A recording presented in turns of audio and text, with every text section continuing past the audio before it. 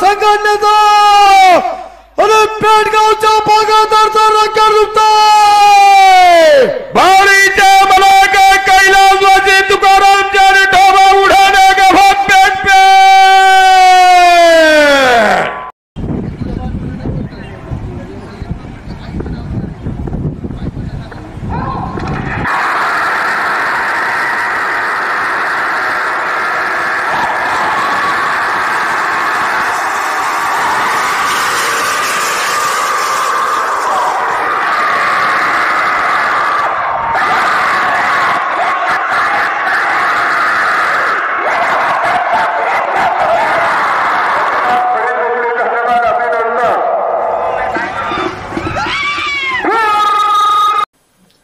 शेठ प्रथम नाव सांगा आपलं.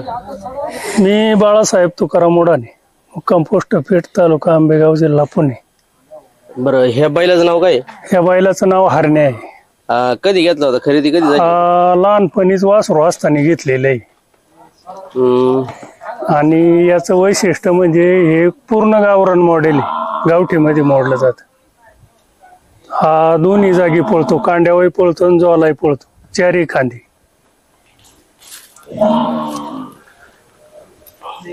हा आमचा देवा. हा जवळे बाजाराहून लहानपणी बच्चे वासरू आणलं होतं आणि नंतर मग कांड्यावर पळवलं. आणि त्याच्यानंतर आमचे जवळचे सहकारी मित्र गोरखांना, दीपक शेठ सोनवणे यांचा सुंदर घालून प्रत्येक घाटात 1 नंबरचं नाव आमचं मिळवून दिलं या बैलांनी. आणि निगोटवाडी घाटात सतत 3 वर्षाला बैल राहिला. याची जात कोणती आहे? याची खिल्लार जात मध्ये येतो, मानदेशी. याचे शरीर वैशिष्ट्य काय? शरीर वैशिष्ट्य याचं पाहायला गेलं तर छाती, कान, डोळे आणि जे आपल्याला पाहिजे त्याचं जे स्टॅमिना ते सगळं बैलाकडे.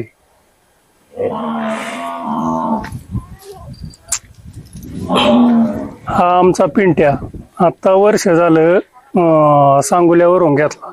आणि रॉकी 1 नंबर डायरेक्ट बंट्या आणि पिंट्या कांड तयार केलं आणि कांड्यावर 20 फुटाहून कांड चालू झालं आमचं डायरेक्ट.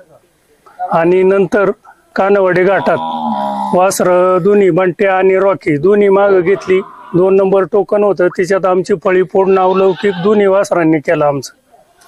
याची जात कोणती येते? याची जात खिल्लार मध्येच आहे, फक्त क्रॉस मध्ये आहे. म्हणजे कोसा टाईप आहे? हा, कोसा टाईप आहे.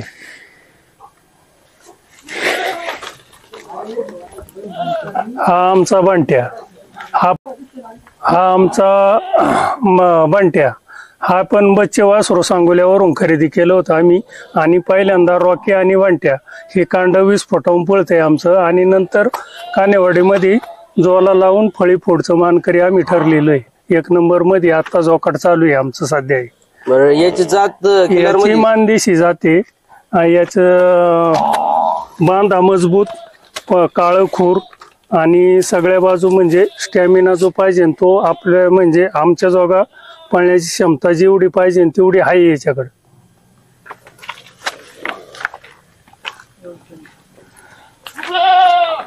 ही आमची गौतमी सुद्धा बच्ची घेतली होती आणि डायरेक्ट स्टार्ट आम्ही बसूनच डायरेक्ट स्वारी घातली. त्या टायमाला म्हणजे मन समाधान आमचं झालं का बाबा कोणती इजा न होता तिने प्रामाणिकपणे तिचं काम केलं. आणि ती वासरांसाठी योग्य दिशा दाखवण्यासाठी घोडी ही गाड्या पुढे लागतीच. बरं, हिची म्हणजे जात कोणती येते? गावरान आहे मला वाटतं. नाही, गावरान हिच्यात ते मिक्सचर मध्ये काठेवाडी.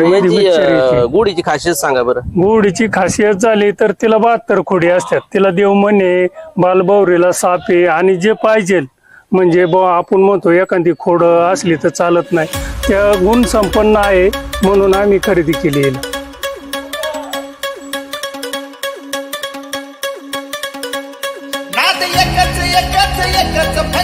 बैलगाडा शर्यत, नाद एकच फक्त बैलगाडा शर्यत.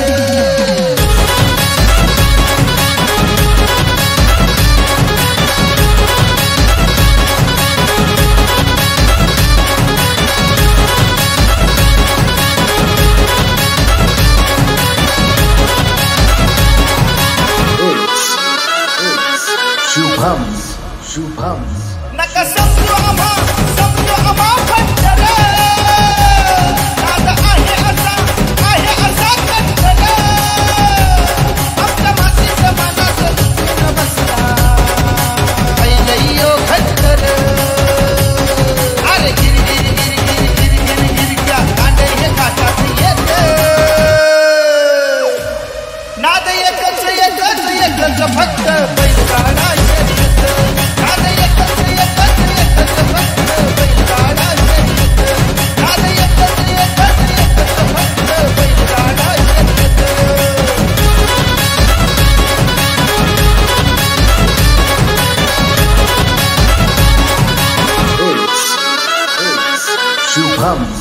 शुभम सोन्या हरण्याचा हात गर्दीनं भरला दाट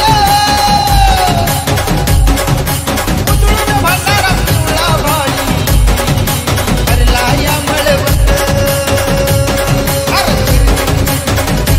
आवाज भोंग्याचा काही येत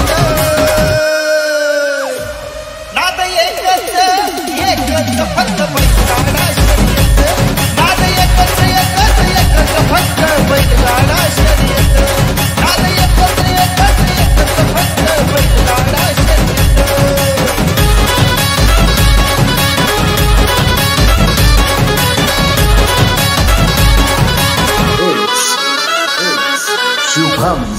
शुभम गाडा पहिला हा मानाचा पांडुरंगाच्या नाल्याचा तुकाट प्रतीक डोके निघाला आळुंग्याच्या ढाल्याचा झेंड्याला तुकाट भिंत नाद एकच फक्त बैलगाडा शर्यत नाद एकच फक्त बैलगाडा शर्यत नाद एकच फक्त बैलगाडा शर्यत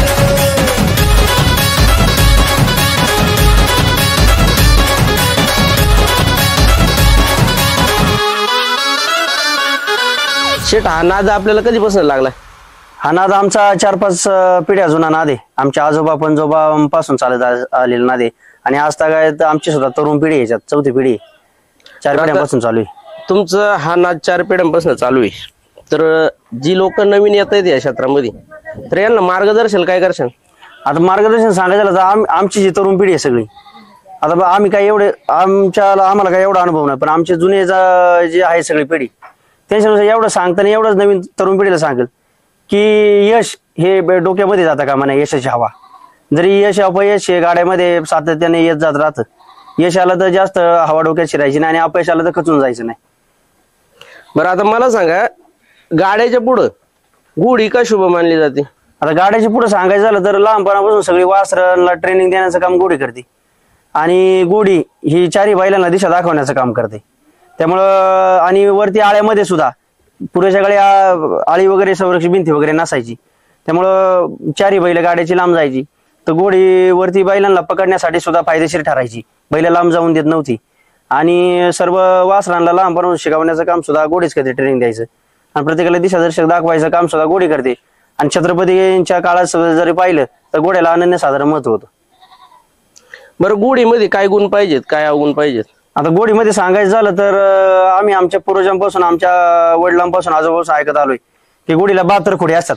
त्यामध्ये पाहून घ्यायचं झालं तर गोडी पंचकल्याण आहे का, देवमन आहे का, अजून काय काय खोडी असतील त्या सगळ्या पाहून घ्यायच्या. पायी पद्म आहे का, जयमंगल असेल तर अतिउत्तम, श्यामकर्ण, त्यात बरेच प्रकार आहेत, त्यामध्ये जसे पाहिजे तसं.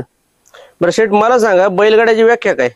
आता बैलगाड्याची व्याख्या सांगायचं झालं, बैलगाडा कशाला म्हटलं जातं तर शेतकऱ्याचा फार पूर्वीपासून चालत आलेला परंपरागत हा खेळ आहे. शेतकरी काबड कष्ट वर्षभर करत असतो आणि एक गावच्या जत्रा यात्रेच्या निमित्तानं त्याची एक विरंगुळा व्हावी, त्या निमित्तानं हा खेळ खेळला जातो. आणि बैलगाडा क्षेत्रात थोडक्यात एका वाक्यात सांगायचं झालं तर आजला आपल्या जिल्ह्याचा एखादा पालकमंत्री, एखादा जिल्हा अधिकारी, एखादा मंत्री आपल्याला लवकर सांगता येणार नाही, पण बैलगाड्यातलं कोणतंही नाव विचारा, अगदी लहान लहान मुलं सुद्धा तुम्हाला बैलगाड्यातलं कोणतंही नाव सांगतील. म्हणजे बैलगाड्या प्रसिद्धीसाठी हा बैलगाडा हा शब्द पुरेसा आहे. त्यामुळे बैलगाड्याची एक मोठी व्याख्या सांगायचं झालं तर आपण आता कोणताही मंत्री जर विचारलं कोणाला सांगता येणार नाही, पण जवळीकर नाव सांगा दुमाळ नाव विचारा, टिंगरे नाव विचारा. बैलगाडा क्षेत्र हे प्रसिद्धीचं मोठं माध्यम आहे, त्यामुळे बैलगाडा क्षेत्राची वेगळी अशी दुसरी व्याख्या सांगायची गरज नाही. बरं मला सांगा, बैलगाड्याकडे आपण कोणत्या हिशोबाने पाहिलं पाहिजे? बैलगाड्याकडे खरं तर आपण एक पारंपरिक आपली परंपरा आहे, आपली महाराष्ट्राची लोकपारंपरिक परंपरा आहे, आणि ती टिकवण्याचं आणि निभावण्याचं काम आपण सर्वांनी केलं पाहिजे. आणि शेवटपर्यंत ही आपली परंपरा टिकलीच पाहिजे. जसं की इतर राज्यामध्ये, इतर देशामध्ये त्यांचे पारंपरिक खेळ टिकवण्यासाठी ते सगळे झटतायत, त्या उद्देशाने आपण आपल्या खेळाकडे पाहिलं पाहिजे. बरं मी तुमच्या घाटामध्ये कोणत्या कोणत्या घाटामध्ये बाऱ्या बसलेल्या आहेत? आमच्या तसं पाहिलं तर आम्ही बऱ्याच घाटामध्ये, आम्ही निकोटवाडीला सतत 3 वर्ष, सातगाव पटवून आमची एकमेव बारी होती. सतत 3 वर्षासाठी आमची बारी 1 नंबर मध्ये झाली. नंतर आम्ही जुन्नर या ठिकाणी सुद्धा गेलो होतो, जुन्नर शिवनेरीच्या पायथ्याला, तिथं सुद्धा आमची 1 नंबर बारी झाली. शिरसर, निमगाव, खंडोबा ह्या ठिकाणी सुद्धा आमची 1 नंबर मध्ये बारी झाली. वडगाव कांजळे सुद्धा आमची 1 नंबर मध्ये बारी आहे. देऊ, बरेच घाट असे आहेत, प्रत्येक ठिकाणी आम्ही गेलेलो आहे. आणि त्या घाटामध्ये कोयंडेला आमची 1 नंबर फायनल गेल्या वर्षी झाली होती. 2 व्हीलर आम्हाला त्या ठिकाणी मिळाली होती. साहेब केसरी आम्ही खरं तर आता गेल्या वर्षी डिसेंबर मध्ये जी साहेब केसरी ही झालेली आहे यात्रा, त्यामध्ये सुद्धा आम्ही साहेब केसरीच्या मानकरी झालेलो आहे गेल्या वर्षी सुद्धा. म्हणजे तो आमचा सर्वोच्च आमचा मान होता खरं तर. आणि जुन्या काळी सांगायचं, ज्यावेळी शर्यत चालू होती त्यावेळी सुद्धा आमचा जुना एक बैल होता, तो जाईन त्या घाटामध्ये कांड्यावरती होता. जाईन त्या घाटामध्ये बारी व्हायची, पिंपळगाव असेल किंवा गंगेवाडी असेल, प्रत्येक घाटामध्ये. बरं साहेब केसरीचं नियोजन कसं केलं होतं? साहेब केसरीचं नियोजन सांगायचं तर आमचं नियोजन वेगळं होतं. आमचा रॉकी बंट्या कांड्यामध्ये होता, आणि देवा आणि राजूशेठ वाघचौरे आहेत, त्यांचा सुंदर नावाचा बैल होता. आमचं नियोजन झालं होतं, राजूशेठ वाघचौरे यांचा सुंदर आणि आमची 3 असं आमचं नियोजन ठरलं होतं. पण त्यानंतर अचानक राजूशेठ वाघचौरे यांचा फोन आला अचानक रात्री यात्रेच्या आदल्या दिवशी, की त्यांना कांड्यावरती एक बैल कमी पडतोय, आणि मग देवाला आपण पाठीमागं झुपायच्या ऐवजी जुकाटाला तुम्ही कांड्यावरती घ्या, असं त्यांनी आम्हाला विचारणा केल्यानंतर आम्ही आमच्या सगळे ग्रुपमध्ये बसलो. आमचे चेअरमन वगैरे सगळे आम्ही बसलो इथे येऊन, एवढे ग्रुपमध्ये चर्चा करतात. आणि आमच्या ग्रुप शिवाय आम्ही नियोजन करत नाही, पोरांना विचारल्याशिवाय. आणि मग नंतर सगळ्यांचं एकमत झालं, आणि मग आम्ही कांड्यावरती बैल झोपायचं ठरवलं, देवा उजव्या खांदी.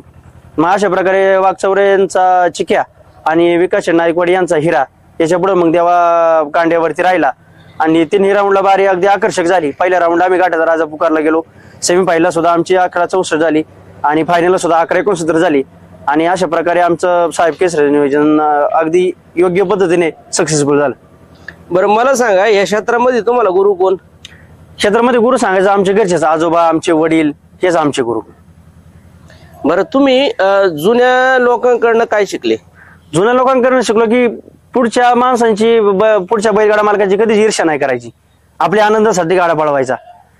आजला तो त्याची 1 नंबर मध्ये होते, म्हणजे आपली सुद्धा झाली पाहिजे असं नाही. उद्या कधी ना कधी आपली सुद्धा बारी होईल. म्हणजे पुढच्या गाड्यावाल्याने तसं वागलं म्हणजे आपण तसं वागायचं नाही, किंवा गाडा क्षेत्रामध्ये शांत राहायचं, डोकं शांत ठेवायचं, हे आमच्या जुन्या गाड्यावाल्यांकडून आम्ही शिकलो. बरं मला सांगा, आता तुमच्या दावणीला 4 बैल आहेत, 1 गोडी, बरोबर. असं बॅड पॅच कधी तुम्हाला आला का? बॅड पॅच सांगायचं झालं तर आम्ही त्यावेळेस लहान होतो, आम्ही 8वी-9वीला असेल त्यावेळेस. आमचा जुना हिंदकेसरी पिंट्या नावाचा बैल होता, 2011 सालची गोष्ट आहे. आम्ही त्यावेळेस लहान होतो, तर आमची कायम 1 नंबर मध्ये तो बैल पळायचा कांड्यावरती. त्यावेळेस मला वाटतं नथुराम रामभाऊ धुमाळ, आमचे पेठचे प्रसिद्ध गाड्यावाले आहेत, त्यांच्या बारीत बैल पळत होता. खडकी पिंपळगावला जयसिंग शेट्टी एरंडी आणि त्या कमिटीने त्यावेळेस 20 भरवली होती, ती त्या ठिकाणी सुद्धा 1 नंबर मध्ये बाहेर झाली होती. आणि अचानक दुसरे धुमाळ बंधू दोंडेबामाचे त्यांच्या बारीमध्ये पिंट्याचं नियोजन झालं. अचानक मला वाटतं 4-5 वाजता नियोजन झालं, अगदी फायनलच्या आधी गंगेवाडीच्या घाटावरती. आणि त्या घाटावरती बैल नेल्यानंतर बारी 1 नंबर झाली. त्यांनी सुद्धा 3-4 लाख रुपयाचा नवीन वासरू खरेदी केलं होतं, त्याच्याबरोबर पिंट्या होता आमचा. आणि बारी 1 नंबर मध्ये झाली, सगळ्यांचे टाळ्या वगैरे झाल्या. आणि त्यावेळेस सगळे जे मोठ्या मोठ्या गाड्यावाले होते, सगळ्यांचं लक्ष आमच्या पिंट्यावरती होतं, कारण सगळ्यांनी विचारणा केली होती की पिंट्या द्यायचं आहे काय. आमचं चर्चा चालली होती, बरेचसे व्यवहार थोडक्यावरती आले पण होते. त्या घाटावरती ज्या लोकांना खरेदी करायची होती, सगळे गाड्यावाले मोठ्या मोठाले सगळे त्या घाटावरती पिंट्याला पाहण्यासाठी आले होते. बारी 1 नंबर झाली होती. पिंट्या नेहमीप्रमाणे सरस होता, कांड त्याने जुकाट अजिबात शिवून घेतलं नाही. परंतु बॅच पॅच झाला की 3-4 किलोमीटर आमचं कांड लांब गेलं. आणि त्या काळी काही विहिरींना खड्डे वगैरे नव्हते. आमचा बैल त्यावेळी दुर्दैवी त्यावेळेस बैल आमचा गेला. त्यावेळेस आमचा खरं तर तो दुःखद सगळ्यात आतापर्यंतचा आयुष्यातली सगळ्यात दुःखद घटना आहे. बैल आमचा 6 जानेवारी 2011 साली आमच्यामधून निघून गेला. बरं आता मला सांगा, जी काही लोक ही व्यापारांनी किंवा मग उद्योगधंद्यांनी त्यांचं नाव पुढे येतं, बरोबर. आज तुमचं नाव तुमच्या बैलांनी पुढे आणले, तर त्याच्याबद्दल काय सांगाल? मग ते सांगायचं की आता लहानपणापासून आमचे वडील आहेत, हे कायम बाजारावरनं इकडनं तिकडनं म्हणजे त्यांच्या पारखीवरनं वासरं तयार करतात, आम्ही त्यांना हातभार लावतो. आम्ही वासरं तयार करून आजला एक नंबर मध्ये सगळे वासरं तयार करतो. मोठ्या गाड्यावाले काय होतं, सगळे नवीन खरेदी करतात, गाड्या पळवतात, सगळं करतात. पण त्या दृष्टीने त्यांचं सुद्धा बरोबर आहे. ज्याची कुवत आहे, ज्याची क्षमता आहे, ते नवीन खरेदी करतात, गाडा एक नंबर मध्ये पळवतात. आम्ही आमच्या पद्धतीनं नवीन वासरं तयार करतोय, गाडा एक नंबर मध्ये पळवतोय. एवढं सांगेल की आमच्या कष्टाचं चीज आमची बैल राखतात आणि आमचं नाव जाईन त्या गाडामध्ये आमचं नाव पडून देते नाही. त्यामुळे आज खरं तर पोळ्याच्या निमित्तानं आज त्यांचं सण आहे, आज त्यांच्या सणाच्या निमित्तानं तितके त्यांचे धन्यवाद देईल तेवढे कमी आहेत. बरोबर आहे.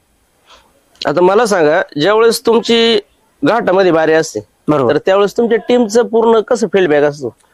फीडबॅक सांगण्यापेक्षा आमचं नियोजन कसं ठरतं की टोकन ज्यावेळेस एखादा गाव यात्रा पुकारतं की आता ह्या तारखेला यात्रा आहे, त्यावेळेसच आमचं नियोजन चालू होतं. कारण काय होतं, कधी कधी टोकन टाकतो पण बैल जुळत नाही. त्यामुळे टोकन टाकायच्या आधीपासूनच आमचं नियोजन चालू होतं की आता बैल कोणती झुपायची आपल्याला. एखादा बैल कमी पडतो तर कोणाचा बैल मागायचा, एखादा जुना सावडी असेल आपला तर कोणता बैल झुपायचा, त्यांचा मोकळा आहे का, दुसरा बैल पाहायचा. 4 बैल जुळवायचे अगोदर, नंतर टोकन टाकायचा. मग किती दिवशी टोकन येतो त्याच्यावरती आम्ही सगळी मुलं बसतो एकत्र, किती वाजता बैल भरायचे, तळी मांडरा सकाळी करायचा, बैल किती वाजता घाटात गेली पाहिजे. टोकन जर 70-80 आसपास असेल तर गाठ चालू झाल्यानंतर 4 तासांनी गाडा पळल, मग आपण गाठ चालवल्यानंतर 1 तासांनी बरोबर गाडी भरायची. 1 तास अगोदर आम्ही तिथं बरोबर घाटामध्ये पोहोचतो आणि प्रत्येकाचं नियोजन ठरलेलं असतं, कोणता बैल पकडणार, झुपणीवरती कोण असतं, काय सगळं परफेक्ट नियोजन ठरवूनच मग सगळी पुढची तयारी केली जाते. बरं, आता मला सांगा की महिन्याला एका बैलाकाठी खर्च किती येतो? आता तसं सांगायला झालं तर खर्च जर काढायचं म्हटलं, आता त्यांचं काडब्यापासून झालं, त्यांचा रतीब खुराक आला, सगळं पाहायचं म्हटलं तर एका बैलाला 3-1 हजार रुपयाचा खुराक तर महिन्याला लागतो. आणि कडबा वगैरे ते बाकीचं वेगळं. म्हणजे एका बैलाचा खर्च पकडला 4-5 हजारावरती एक बैलाचा खर्च जातोच. बाकीचं सगळं म्हणजे जर पकडलं काही तर 4-5 हजारापर्यंत खर्च जातोच एका बैलाचा महिन्याकाठी.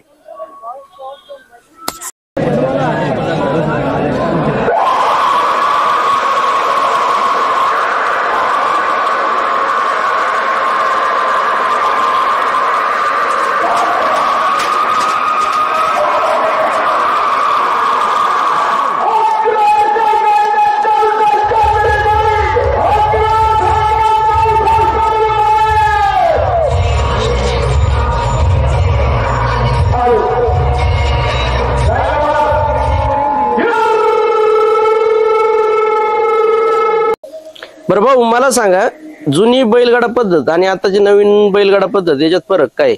जुनी गाडा पद्धत पहिली चांगली होती. नांगराला बैल हाकायची, तशी जुपाय न्यायची पाय. आता नवीन स्पर्धा झाल्यात, हा त्याच्या पुढं तो त्याच्या पुढं, तसं व्यवसाय चालू झाला ती नावासाठी. जुनी लोक वेगळी होती, जुनी लोक चांगली होती. काय तवा 10 पैसे 5 पैसे 4 आणि 8 आणि असा विषय असायचा. रेवड्या शिंगोळ्यावर जायची लोक. आणि जुनी माणसं चांगली होती, कुठे कोणच्या घरी गेले गाडा घेऊन ती जेवण करायची. आता मस्त आमचा पोळा आहे, पण आता पाहुणे रावडी येतीच नाही, कसा विषय येतो. बरं, आपला जुना आवडता बैल कोणता? जुना आवडता बैल गावरान बैल. पहिली गावरान बैल असायची. आपले सावडी कोणाकोणाबरोबर झालेले आहेत? सावडी प्रथम राजू शेठ वाचकवरे, ब्रिजेश शेठ धुमाळ, नवला कुंभऱ्याचे अंतू शेठ शेटे, शैलेश दादा तांबे उत्तुरजे, हवेली केसरी बाबे ग्रुप, सुरेश शेठ चौधरी गोलेगावचे, कृष्णादादा डेरेंगे, राम शेठ बाडळे यांच्या संघ बैल पळत होता आपला. विकास शेठ नायकोडी, खेडचे कोतवाल यांच्या बरोबर आणि सनस मंडळी यांच्या बरोबर, अक्षय शेठ मुंगशे यांच्या बरोबर सावडी झालेली.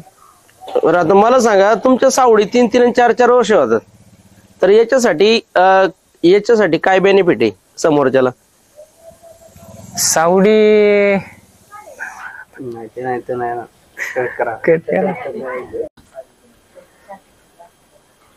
बरं, मला सांगा आता की जेणेकरून बैल जर आपल्याला वासरू घ्यायचं तर त्याची पारख काय केली पाहिजे? आपल्याला जर वासरू घ्यायचं ठरलं तर त्याचीच पहिल्यांदा जात बघितली जाते बुवा हा कोणत्या जातीचा आहे, हा म्हणजे त्याचं खूर बघितलं जातं, नाक बघितलं जातं, त्याच्या बुवाया कशा आहेत, त्याचं डोक्याचा कपाळाचा भाग कसा आहे, शरीर यष्टी कशी आहे, हातापायात कसा आहे, ते सगळं पाहूनच मग खरेदी केली जाते.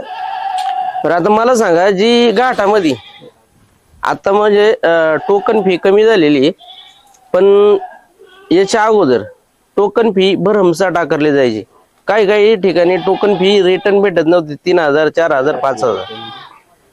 तर तुम्ही कमिटीला काय सांगाल? कमिटीला सांगायचं ठरलं तर आता अखिल भारतीय बैलगाडा संघटनेने त्याच्यावरती सगळं निर्बंध आणलेले आहेत. तर पूर्वी तसं काही नव्हतं, पण आता अखिल भारतीय बैलगाडा संघटनेने निर्बंध आणून आता टोकन फी रिटर्न भेटली जाते. आता तसं काय म्हणजे कोणत्या घाटात असं अडवलं जात नाही. बरं आता मला सांगा, जी तळात गर्दी होती, चांगल्या बारीला गालबोट लागतं, तर तुम्ही कमिटीला किंवा जे शौकीन आहेत, आता समजा एखाद्या बैलाचे शौकीन आहेत, बरोबर, तर त्यांना तुम्ही काय रिक्वेस्ट करशाल? सांगायचं ठरलं तर या बाबतीत आता कमिटी मस्त सांगते, प्रत्येक घाटात मायको बोलतात बुवा चांगली बारी आहे, तुम्ही शांत साईडला उभे राहा. पण पब्लिक कसं होतं, ज्याला त्याला आनंद लुटण्यासाठी माणूस गर्दी करतो, पण त्यांनी सुद्धा बुवा एक चांगली बारी आहे म्हणून साईडला उभं राहणे, गालबोट लागू नये ह्या दृष्टीने त्यांनी सुद्धा पाहिलं पाहिजे. हा एक आनंद आहे, आनंद घेण्यासाठी पब्लिक असेल तर गाडा आहे, बारी पब्लिक असेल तरी एक नंबरला बारी होती. त्याच्यामुळं पब्लिकने सुद्धा बुवा गालबोट लागू नये बारीला म्हणून ज्याची त्यांनी काळजी घेतली पाहिजे, व्यवस्थित साईडला उभं राहिलं पाहिजे, बारी झोपून दिली पाहिजे. बारी आकर्षक झोपली गेली तर आकर्षक बारी होती. बरं, आपल्या सावडी कुणा बरोबर झालेले आहेत? आता तसं पाहिलं तर आमची जवळची सावड आमचे बाबा ग्रुपचे अध्यक्ष गोरख अण्णा झालं, दीपक शेठ झालं, आणि त्यांनी अमोल अण्णा झालं, संतोष शेठ झालं, यांचं जास्त करून सहकार्य. अर्ध्या रात्रीला जरी आमचा फोन गेला तरी आमच्यासाठी ते अर्ध्या रात्रीला उभं राहतात. आणि आमचं तुम्हाला मगाशी सांगितल्याप्रमाणे देवा आणि सुंदर कोणत्याही घाटात म्हणजे बारी पडली नाही, एक टॉपलाच बारी होती. बाब्या ग्रुप आणि हरण्या ग्रुप एकत्रच होते, आणि त्यांची बारी जरी असेल तरी फोन आला का आम्ही अर्ध्या रात्रीला किंवा घाटात कोणत्याही गोष्टीसाठी उभं राहतो. आणि आमचं त्यांचं आमच्यासाठी लय मोठं सहकार्य आहे. तुमची सावड म्हणजे किती वर्ष झालेली आहे? काय सावड तशी 2-3 वर्ष झाले आमची, त्यांची ना आमची सावड आहे. तर मला सांगा, काही ठिकाणी एक घाटामध्ये सावड झाली तर दुसऱ्या घाटामध्ये बैल दिसत नाही. हो, तर तुम्ही म्हणजे काय काळजी घेता हो? तसं पाहायला गेलं तर आमचं म्हणजे आमच्या लोकांच्या सावडी तुटत आहेत, पण आमची सावड तुटत नाही. आम्ही कधी बी किंवा त्यांनी मागितला किंवा मी मागितला तर आम्ही एकमेकासाठी म्हणजे आमचं इतकं मित्रप्रेम वाढलंय की कोणतीही गोष्ट असू द्या आम्ही एकमेकाला विचारल्याशिवाय काहीच करीत नाही.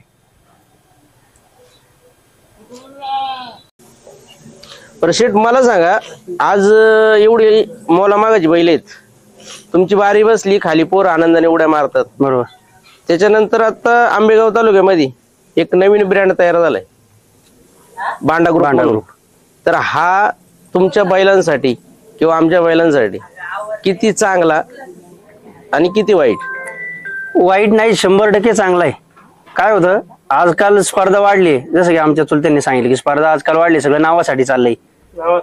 त्यामुळं सगळा विषय काय होतं, सगळी संघटना ही खाली उड्या मारण्यात व्यस्त असती, पण वरती बैल 2-4 चक्रा मारतात, त्यांना पकडायला कोण नव्हतं. काय बैल आळ्याच्या बाहेर जातात, बैलांना पकडायला कोण नसतं. त्यावरती पर्याय म्हणजे तो बांडा ग्रुप अतिशय सुंदर असं काम करतो. बांडा ग्रुप प्रत्येकाची बैल पकडून जोपर्यंत गाडा मालक उड्या मारून दमत नाही आणि वरती तळ्यामध्ये येत नाही तोपर्यंत, त्याच्या हातामध्ये बैल देत नाही तोपर्यंत, ते बांडा ग्रुपचे सगळेच कार्यकर्ते मुलं ही बैल पकडून तोपर्यंत बैल अजिबात सोडते नाही. त्यांना खरंच सॅल्यूट आहे त्यांच्या कार्याला. बरं, मग याच्याबद्दल तुम्ही त्यांचा रोजगार वाढवणे, बरोबर. तर आता 12 महिने बैलगाडी चालूच आहेत, 12 महिने चालूच आहेत. तर त्याच्याबद्दल तुम्ही प्रत्येक कमिटी यांना काय आव्हान करशाल, काय संदेश देशाल?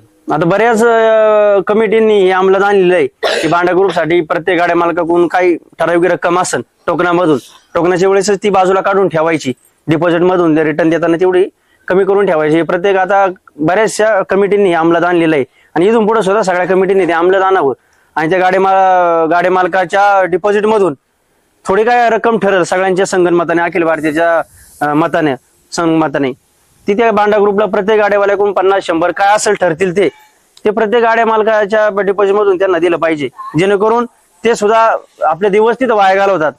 तो दिवस वाया न गेला, सत्क्रमी लागला असं त्यांना सुद्धा वाटलं पाहिजे आणि त्यांना कुठे 2 रुपये मिळाले पाहिजेत. बरं आता मला सांगा की जेणेकरून बंट्या आणि रॉकी तर यांचं पुढचं भवितव्य काय आहे, म्हणजे आपल्याला पुढच्या घाटामध्ये कोणत्या घाटामध्ये बघायला भेटतील? आता आमचं नियोजन बोरवाडी किंवा गणेश फेस्टिवलच आम्ही बाहेर काढणार आहे. आता 5-6 दिवसात बोरवाडी किंवा भोसरी आमचं नियोजन चालू आहे. 1-2 दिवसामध्ये गाठ ठरल. शक्यतो भोसरीचं नियोजन चालू आहे आणि कदाचित बोरवाडी सुद्धा ठरू शकते. अजून नियोजन कन्फर्म नाहीये, पण आता गणेश फेस्टिवलला 100% तुम्हाला घाटामध्ये वासरं दिसतील. बरं आता मला सांगा की आपला जो ग्रुप आहे यांची काम करण्याची पद्धत कशी असते, कोण कुठं असतं, त्याचा थोडा परिचय द्या बरं. आता तसं सांगायचं तर आमचे कार्यकर्ते सगळ्या ऑलराऊंडर आहे, कारण आमचं सगळं एक घर आहे. आमची कुठे बाहेरची जास्त मुलं नसतात, आमची सगळी घरातली मुलं आहेत. त्यामुळे आमची मुलं म्हणजे ऑलराऊंडर आहेत. कोणी कुठं कधी म्हटलं ना कांड्यावर जातात, कधी म्हटलं एखाद्या जुकड्यावर आमजुकड्यावरती जातात. त्यामुळं असं काही कोणाला सांगायची गरज पडत नाही की आज तू तिथं जा, कन्फर्म इथं आहे, असं काही नाही. घाटावरती गेल्यावरती ठरलं जातं की पटकन हा इथं आहे, हा तो बैलावरती, तसं ठरलं जातं. गोडे सर पुढे. आता आमचं नियोजन सांगायचं झालं तर आमचा घोडेस्वार प्रवीण दादा आहे. घोडेस्वार म्हणजे आता काय होतं, घोडेस्वार बारी सुटल्यानंतर ना आळात आमची 4-5 मुलं तर असतात. आळामध्ये आमचा बारका भाऊ अक्षय हा कायमस्वरूपी म्हणजे किती मोठी यात्रा जरी असली, अगदी साहेब केसरीला सुद्धा आमचा अक्षय, त्यांच्याबरोबर योगेश दादा काळे असतात, समाधान काळे असतात, पर विशाल दादा काळे असतात. अजून 2-3 मुलं आमची अथर्व दादा आहेत, गणेश दादा आहे. ही सगळी लहान मुलं आमची जी आहेत ना, सगळी अक्षय दादा ही सगळी आमच्या आळ्यामध्ये असतात बैल पकडण्यासाठी. की आम्हाला कारण आमचा एक दुःखद प्रसंग आमचा आठवतोय, त्यामुळे आम्ही इथून पुढे सगळे दक्षता घेऊन असतो. प्रत्येक घाटामध्ये आमचे 4-5 लोक ही आळ्यामध्ये असतात आणि बैल पकडायला झालं तर आमचे छाती किंग पैलवान वैभव दादा उडाणे आहेत, परत शुभम शेटे, परत आमचे अजून 2-3 आहेत. आमचे गणेश दादा धुमाळे आहेत, यांचं आम्हाला नेहमी सहकार्य असतं. तेजस दादा तळेकर आहे, पण आमचे सनस मंडळी आहेत. ही सगळी मंडळी आम्हाला बैल झुपण्यासाठी सहकार्य करतात. आणि आमचा बारका भाऊ आहे अजित, हा आमचा झुपणीवरती कायमस्वरूपी असतो. कोणत्या बैलांवरती झुपणीवरती त्याला बोलवलं जातं हमखास, त्यामुळे तो झुपणीवरती कायम असतो. आणि आमचा नियोजनाचा बादशाह चेअरमन महेंद्र उर्फ पप्पू शेट उडाणे आहेत, रामदास शेट गाडे पाटील आहेत. आमचा हवेली केसरी बाबा ग्रुप आहे आणि आम्ही सगळे आमचे दादा आहेत, बाळासाहेब दादा, आमचे चुलते आहेत पांडुरंग शेठ, सगळे म्हणजे सगळे नियोजन करायला असतात. आता मला राहुल दादा उडाणे देखील आहेत. म्हणजे सगळे कार्य आमचे सगळे भाऊचे एकच घर आहेत.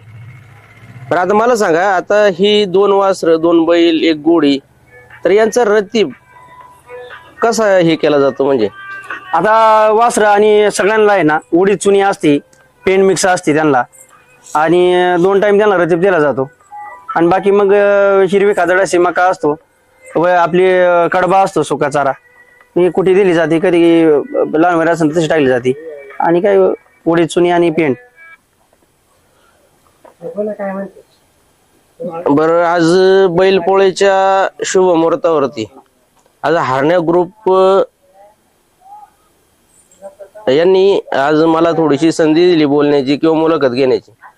तर तुम्हाला हारण्या ग्रुप 4ही बैलांनी खूप मोठं नाव करू, ही माझ्याकडनं शेतकरी ब्रँड पुणे ह्या युट्यूब चॅनलकडनं तुम्हाला शुभेच्छा. धन्यवाद. आणि खरं तर आपण सर्व टीम आमच्या आज खरं तर आमच्या ग्रुपची मुलाखत घेण्यासाठी किंवा आम्हाला आमचं मत मांडण्यासाठी संधी दिलीत. आणि आपण खरं तर एवढ्या लांबून आम्हाला आमच्या भेटीसाठी आज खास पोळ्याच्या सणानिमित्त आपण सर्वजण या ठिकाणी आलात. आमच्या सगळ्या हारण्या ग्रुपच्या वतीनं आपल्या सुद्धा मनापासून सतत धन्यवाद. धन्यवाद.